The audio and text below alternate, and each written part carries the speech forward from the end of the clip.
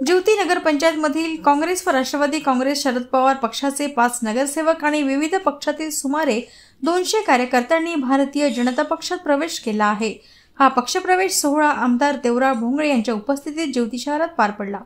या कार्यक्रमात नगरसेवकांसह देवलागुडा येथील सरपंच आणि विविध पक्षांचे कार्यकर्ते भाजपमध्ये सामील झाले। आमदार भोंगळे यांनी नवीन सदस्यांचे भाजपच्या दुपट्ट्याने स्वागत केले। या प्रवेशामुळे ज्योती शहरासह तालुक्यात भाजपची ताकद भक्कम झाली असून काँग्रेस पक्षाच्या स्थानिक गोटात मोठी अस्वस्थता पसरली आहे। येणाऱ्या स्थानिक स्वराज्य संस्थांच्या निवडणुकीच्या पार्श्वभूमीवर ही घटना राजकीयदृष्ट्या अत्यंत महत्त्वाची मानली जात आहे।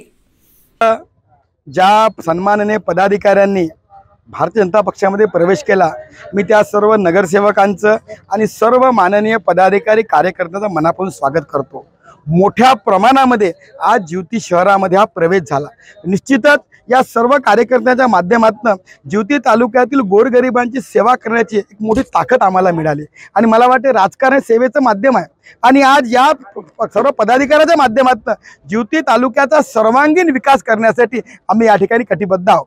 कोंडपिंपरीमध्ये आपण बघितलं असेल की त्या ठिकाणी भारतीय जनता सत्ता स्थापन झाली, संपूर्ण काँग्रेस पक्षाचे नगरसेवक हे भाजपमध्ये त्या ठिकाणी आले आणि भारतीय जनता पक्षाचा नगराध्यक्ष हा गोंडपिंपरीमध्ये आरूढ झाला आणि त्या माध्यमातून गोंडपिंपरी शहराच्या सुद्धा विकासाला आम्ही गती देणार आहोत।